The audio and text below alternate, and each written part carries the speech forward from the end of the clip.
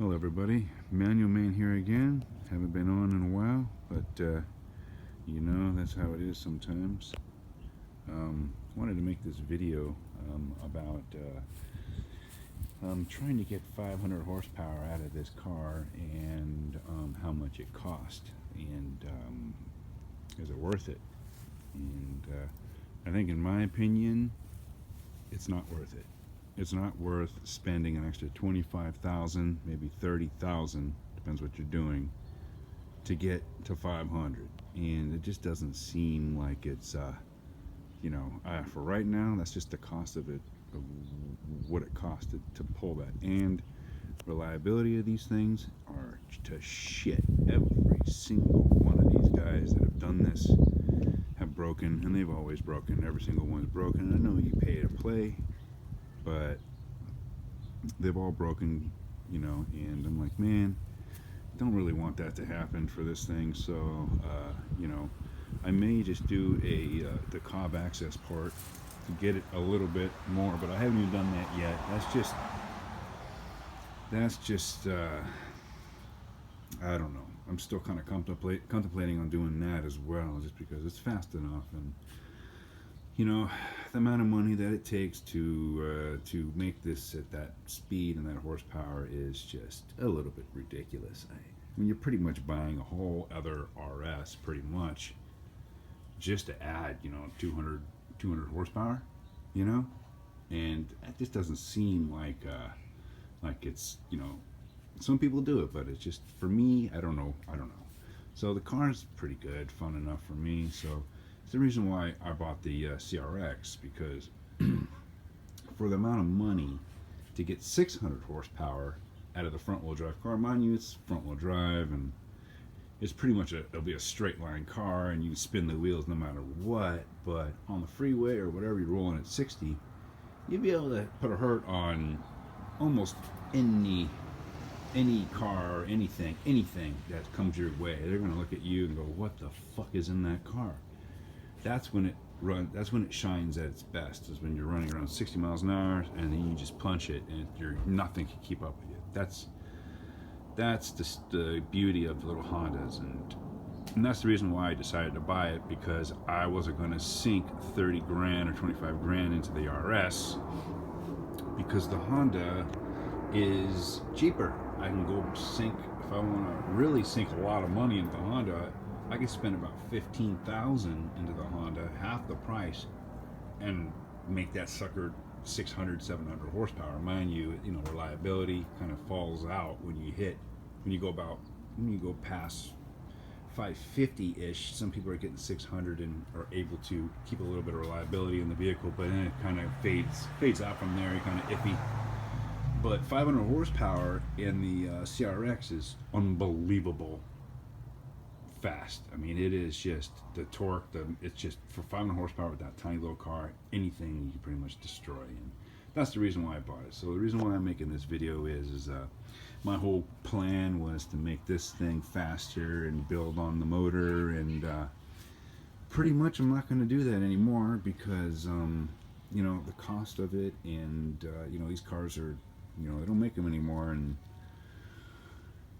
down the line, parts are going to be more and more expensive for these things, so I suggest, enjoy the car, kind of not stock. You can modify it a little bit, but I wouldn't go to the point of spending 25 grand and more trying to pump a lot of power out of this car. The reason why the STs can do it more so than the RSs is because they don't have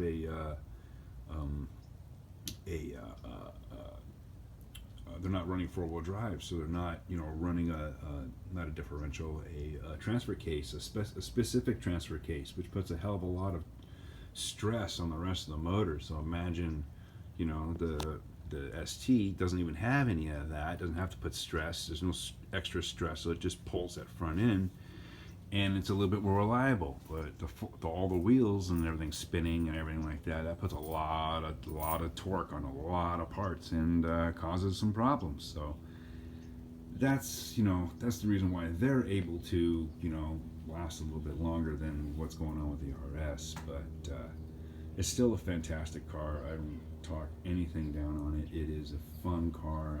Modify it, lower it a little bit, exhaust. You know, you could do some stuff to it.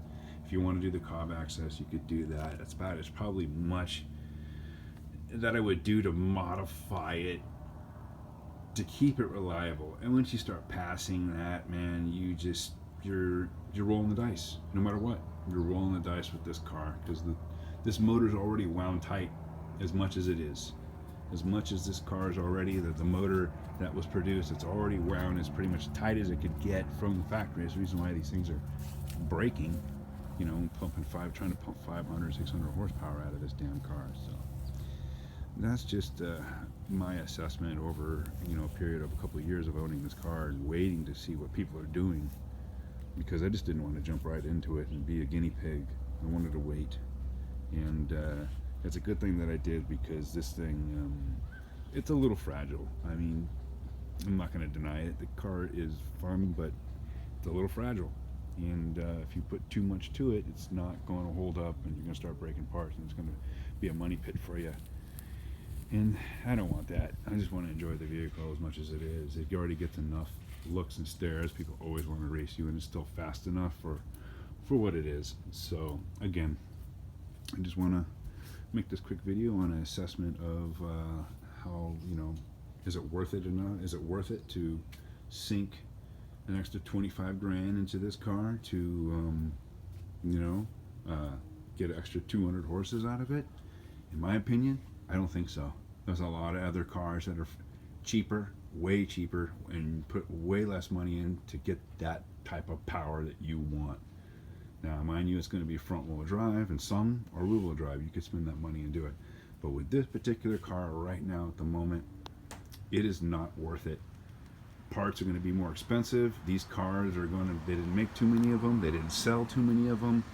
So either this car is going to be a very rare car eventually, and maybe go up in value, possibly, but possibly not, you know. Some Ford performance vehicles do go up in value if you don't have a lot of miles on them. And this is part of the Ford Performance line, you know, so that's interesting to think about. You never know. This car possibly may go up in value. That's all I'm going to say about that. And it may be a good investment to have and hold on to it to resell it later. You have no idea. It's a possibility, you know, because they're rare. I mean, when you drive in this car, you rarely see another one on the road. If you have one, you're looking for one. You notice one. But if they're not even, you know, people don't even notice. I had a cop pull me over for the first time, and about a week ago, he pulled me over because the car was popping. And mind you, I do have a different exhaust on here, but in regular sport mode and track mode, it pops too. Pops just loud enough for them to pull you over. And he was asking me how come the car pops sometimes and sometimes it didn't. And I'm like, well, it depends on the RPM and how hard you're pushing it and whatever. And you know, I told him it was stock, but it wasn't. But you know, I guess it's from factory. You want to see videos, no problem. The cop was cool. He pretty much just wanted to know why it was doing that, and he let me go. So I was pretty happy with that. That didn't, you know, he didn't give me a ticket for a loud exhaust or anything like that, because it is pretty loud. But he went on his way, and that was that. So that was good. So that was my first pullover in this car in almost 3 years. That's pretty good. And that was just because he was wondering why it was popping. But other than that, though, again, I'm gonna cut off this video. It's about 9 minutes now, or whatever. And just wanted to make this video just to you know, give you a reference of how much it's gonna cost if you're interested in an RS and you want to start putting some money into it and making it to where you want it to be. It is definitely going to cost you a bit of money, and it's definitely going to break. Guaranteed. The car is going to break 100%. So if you're willing to spend the money and you know what you're doing, then I suggest you know, you can go for it. You know, if you're that type of guy that does it, there's a lot of people that do it. They don't care. So you can do that. So if that's your cup of tea, you can go right ahead and do it. I don't stop anyone. As a matter of fact, I don't, you know, I mean, I don't discourage it. I'm just telling people the cost of it. I'm telling it from my personal perspective of it. It's just a little bit too much money to sink into this car, which they're kind of rare now. Well, they are rare, you know, and you may just try to want to hold on to it and try to baby it a little bit, because you never know, they may appreciate, they may not. But again, I'm going to cut off this video, and again, this is Manual Man, and this is just an evaluation of how much power you want, and how much money you want to spend, and how much heartache you want to put into a vehicle, and you know, run it around. Yeah, it will get you fast, and they haul ass, and when they're done right, but nothing but leaks and problems and all kinds of breaks and snaps and all kinds of that. So I'm not into that. I'm into having fun and being consistent, not breaking down every 5 to 6 days, you know. So again, this is Manual Man, and I am going to sign off, and yeah, hope everyone has a good day. I'm out.